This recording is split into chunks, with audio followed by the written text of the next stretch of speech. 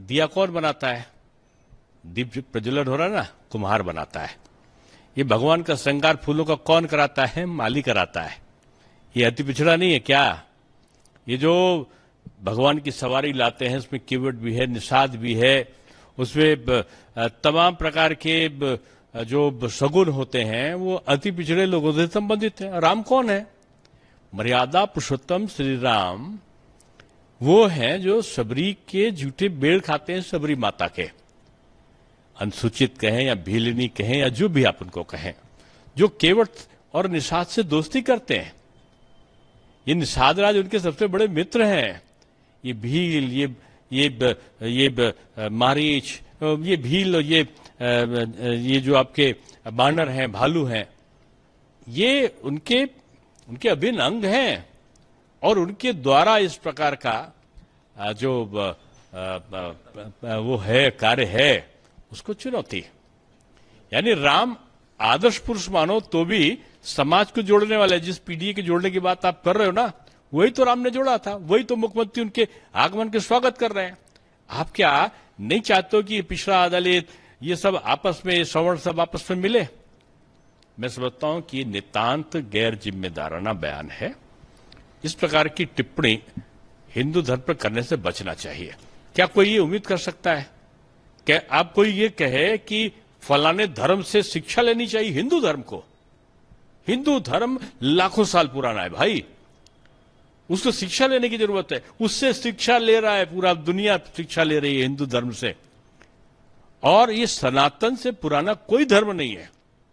कोई 1800 साल का है, कोई 2000 साल का। सब धर्म सम्मानीय, सब धर्म अच्छे हैं, लेकिन हिंदू धर्म किसी से सीखे। लोग आज उसके शास्त्र के आधार पर, उसके वेदों पुराणों के आधार पर अंतरिक्ष में जा रहे हैं। भूगोल जो खगोल शास्त्र है उसको अध्ययन कर रहे हैं और लोग कह रहे कि उससे सीखना चाहिए। मैं समझता हूं ये धार्मिक पर्यटन जो है ना, ये धार्मिक पर्यटन बहुत बड़ी आय का स्रोत है। अयोध्या में लाखों लोग आ रहे हैं और इस प्रकार के आयोजन से जुड़ रहे हैं। वहां रेस्टोरेंट वाले को लाभ है, वहां परिवहन वाले को लाभ है, वहां पे रेस्टोरेंट वाले को लाभ है, वहां फूल वाले को लाभ है, वहां पर जो है जो विभिन्न प्रकार का और आवरण करने वाले लोग हैं, वो सारे लोग सरयू माता है, वहां पे निषाद को लाभ है, पर्यटन को, नावों को उनको लाभ मिल रहा है। तो ऐसे लोगों का विरोध हास्यास्पद है। सर एक बड़ा आज रिकॉर्ड कायम किया था अयोध्या में, और एक बार फिर एक इतिहास के पन्नों में अयोध्या का नाम दर्ज हो रहा है और एक नया इतिहास बन रहा है। और जिस तरीके का वहां पे अब देखो क्या है, अयोध्या की भव्यता की तुलना सैफई महोत्सव से नहीं हो सकती है, क्योंकि अयोध्या धर्म का, कर्म का है, वो शर्म का नहीं है कार्यक्रम। अयोध्या में अगर कोई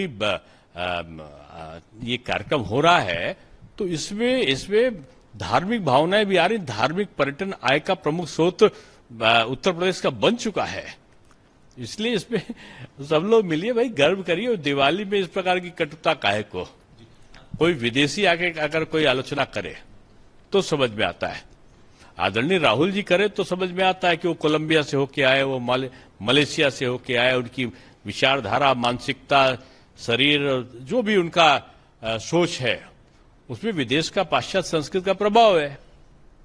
लेकिन इस प्रकार का बयान इधर से आएगा तो ये अच्छा नहीं लगा। सर केंद्रीय मंत्री गिरिराज सिंह जी का एक बयान काफी ज्यादा चर्चा में है। उन्होंने कहा कि मुस्लिम जो सुविधाएं हैं उनका लाभ तो लेते हैं लेकिन वोट नहीं देते हैं। इस बयान पर कई राजनीतिक प्रतिक्रिया। अब देखिए किस संदर्भ में उन्होंने कहा, इसका विश्लेषण वो स्वयं कर सकते हैं।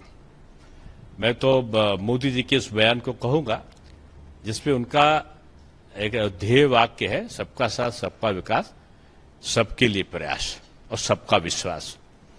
तो सबका विश्वास यही इंडिया गवर्नमेंट का प्रमुख उद्देश्य है।